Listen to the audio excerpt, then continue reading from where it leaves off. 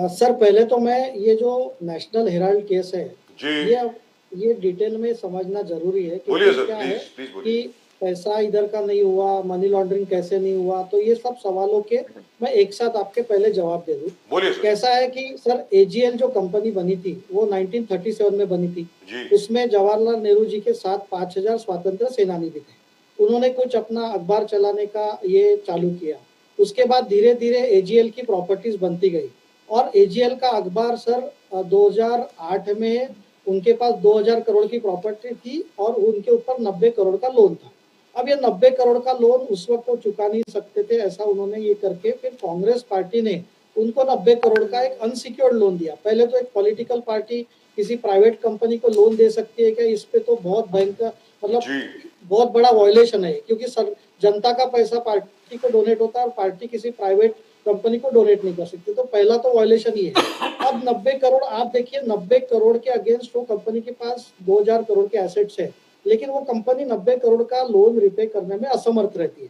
अब interestingly sir 2010 में एक यंग इंडिया करके कंपनी बनती है जी जिनके शेयर होल्डर है श्रीमती सोनिया गांधी और श्री राहुल गांधी। अब मुझे बताइए, ये जो 90 करोड़ का लोन है, ये मतलब Congress party young India company को 50 लाख में आउटसोर्स कर देती है। यानी 90 करोड़ कांग्रेस पार्टी को एजीएल से लेना है और यंग इंडिया के 50 लाख के अगेंस्ट कांग्रेस पार्टी उसको 90 करोड़ का लोन ट्रांसफर करती है। अब इससे सबसे मजे की बात यह है कि ये 90 करोड़ का लोन अब कांग्रेस पार्टी को नहीं लेना है, अब यंग इंडिया को एजीएल से लेना है। तो अब ये एजीएल यंग इंडिया क्या करती है कि 90 करोड़ के लोन के अगेंस्ट जो उनको 50 लाख में मिला है उसके अगेंस्ट 99% शेयर ट्रांसफर करती है। तो मुझे बताइए सर, 50 लाख में यंग इंडिया को की प्रॉपर्टी मिलती है, तो ये तो सीधा सीधा मनी लॉन्ड्रिंग हुआ कि आप 50 लाख में 2000 करोड़ की प्रॉपर्टी आपके पास कैसे आ सकती है। एक तो कांग्रेस पार्टी ने 90 करोड़ का लोन कैसे दिया, वो 90 करोड़ का लोन 50 लाख में कैसे इन्होंने यंग इंडिया को बेच दिया।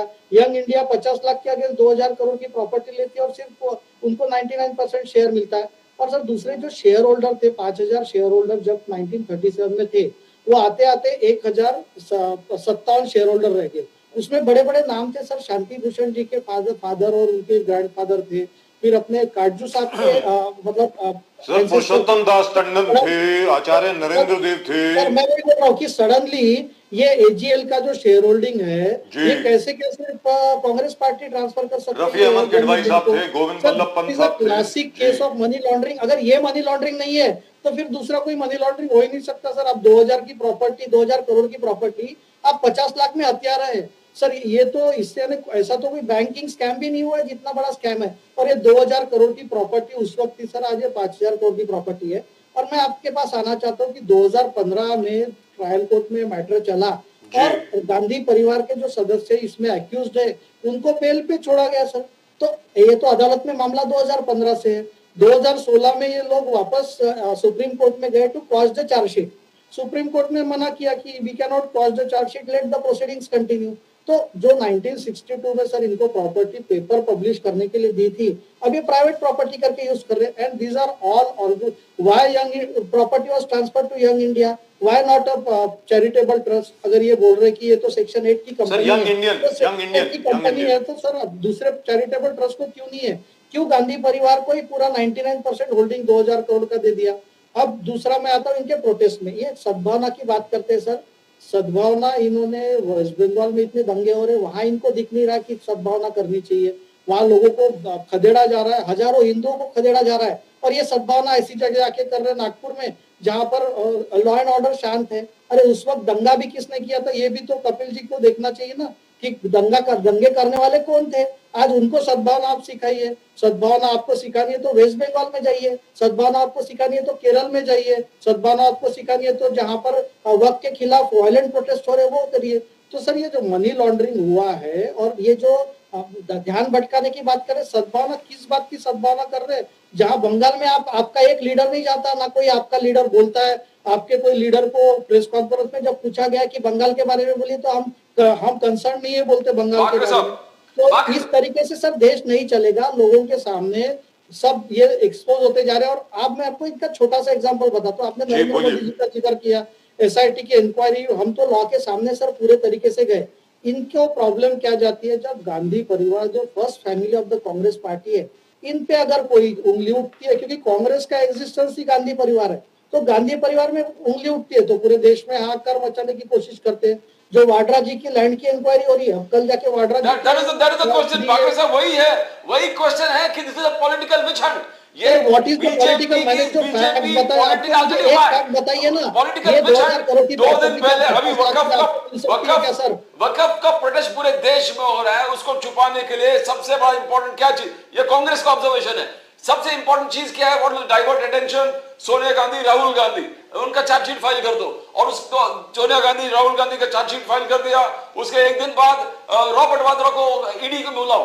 What are the greatest issues in the state the nation today, जो अटेंशन डाइवर्ट करने के लिए सोनिया गांधी राहुल गांधी रॉबर्ट वाड्रा, आपने तीनों को इस्तेमाल कर दिया और पूरे अटेंशन वहां पर डाइवर्ट। तो कहते रॉबर्ट वाड्रा इतने दिनों से चल रहा है, उठा के डाल दो ना उसको अंदर, क्यों नहीं डाल दिया? दिस इज पॉलिटिकल विचन। पाकरे साहब, Congress allegation, Congress allegation, the agencies are following a process. 2016 में भी सुप्रीम कोर्ट में गए थे, तो क्या उस वक्त कौन सा वकफ कानून का अमेंडमेंट आया?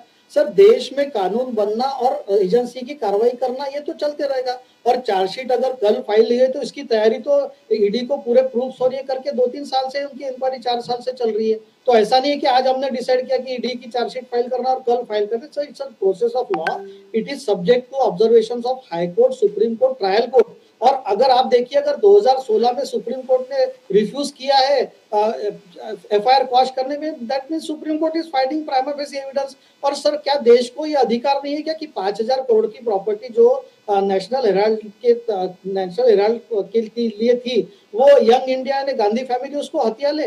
तो क्या देश की एजेंसियां चुप बैठे, इनकम टैक्स चुप बैठे, ईडी चुप बैठे, क्योंकि एक परिवार के पास ये प्रॉपर्टी जा रही है? सर, 2014 से पहले एजेंसी को हिम्मत नहीं होती थी कोई इंडिपेंडेंट इंक्वायरी करने की, अब वो इंक्वायरी कर रही है। और sir, we are open to supreme court, high court scrutiny.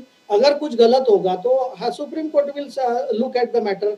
इससे बड़ा मनी लॉन्ड्रिंग सर, आप मुझे बताइए नाम्बियार साहब, आपको 50 लाख में प्रॉपर्टी 5000 करोड़ की मिल सकती है क्या? आप ऐसी स्कीम देखिए ना, ये दुनिया में तो ऐसी बहुत बढ़िया स्कीम है, हिंदुस्तान से तो गरीबी हट जाएगी सर। 50 लाख में अगर 5-5 हजार करोड़ की प्रॉपर्टी मिलना चालू हो जाएगी तो हिंदुस्तान की गरीबी हट जाएगी। तो ये तो कांग्रेस हमको समझाए भाई, अभिषेक मनु सिंह भी हमको समझाए, कपिल सिब्बल जी हमको समझाए कि ये कौन सी स्कीम है कि जिसमें आप 5,000 करोड़ की प्रॉपर्टी 50 लाख में कमा सकते हैं। लेकिन उसके लिए, लेकिन बाकरे साहब, उसके लिए पुरुषोत्तम दास टंडन, आचार्य नरेंद्र देव, कैलाशनाथ काटजू, रफी अहमद किडवाई, कृष्णदत्त पालीवाल और गोविंद वल्लभ पंत, इन सब लोगों की भी जरूरत पड़ेगी ना सर। अब वो बेचारे चले गए सब लोग, वो भी तो थे ना, शेयर होल्डर्स थे, they were all part of the original AGL associated. Their legal heirs are not having any right. No, they don't. Gandhi परिवार के legal heirs को right है। They have no right. They have no right. यही तो देश में चला आ रहा है। And all other 5,000 shareholders of AGL also do not have a right, because AGL has ceased to exist. All the rights of AGL have been transferred to Young Indian. So that is there. But in any event, all I am saying is what Pradeep ji said just now. I am coming to you, Mukesh Gandhi साहब. उसके पहले one final word from Sameer Bakre साहब in this round of questioning. Sir, isn't it true कि जब भी कोई ऐसा matter होता है, आप कुछ ना कुछ ले आते? Like for example, जैसे बजट सेशन था, महाराष्ट्र में बजट सेशन था, डोके साहब सुनने वाली बात है, बजट सेशन था महाराष्ट्र में। आप चाहते थे कि कोई भी बेरोजगारी के ऊपर, कीमतों के ऊपर, महाराष्ट्र की जो आज की तारीख में फिस्कल हालत है, उस माली हालत है, उसके ऊपर कोई सवाल ना उठाए, तो औरंगजेब आ गया पता नहीं कहां से। तो सर, और फिर उसके बाद वो कौन है, वो कुणाल कामरा आ गया पता नहीं कहां से सर। मतलब were these the issues to be discussed in the assembly? वागरे साहब, मतलब बताइए ना। Suspicion arises that it is too much of a coincidence. Each time you are about to be questioned on basic issues, these issues arise. Why? अब आप बताएं sir, Bakre साहब। Sir, with due respect to everyone, आप देखिए sir, Maharashtra का कोई माली हालत खराब नहीं है। महाराष्ट्र का जो लोन टू जीडीपी रेशो है सर, वो 20 के नीचे है सर, और आपका जो फिस्कल डेफिसिट है वो 3% के नीचे है। तो आप मुझे बताइए, इनको डिस्कस करना है करें। और औरंगजेब का इशू किसने लाया था? अबू आजमी ने जो स्टेटमेंट दिया था, उसके बाद औरंगजेब का इशू चालू हुआ। कुणाल कामरा ने जो वीडियो रिलीज किया, वो हमने तो उसको नहीं बोला ना रिलीज करने के लिए, वो तो अपनी टाइमिंग देख रहा था। वो तो वीडियो 1-2 महीने पहले रिकॉर्ड हुआ था, उन्होंने क्यों उस वक्त रिलीज किया? क्यों सर संजय राउत जी ने रिलीज किया? सर संजय राउत जी ने नहीं, उन्होंने अपने ट्विटर पे रिलीज अपने किया हुआ ट्विटर पे है। रिलीज किया, और संजय राउत जी ने उसको संजय repost किया राउत जी। जो है, संजय राउत भी कुणाल कामरा के पार्टी के, जब कंगना का घर गिराया गया तो दोनों बैठ के पार्टी कर रहे थे सर। जी। उनके ऑफिस में बैठ के बुलडोजर के रिप्लिका के साथ पार्टी कर रहे थे। ना कुणाल कामरा अलग है, ना संजय राउत अलग है, ना कांग्रेस पार्टी अलग है।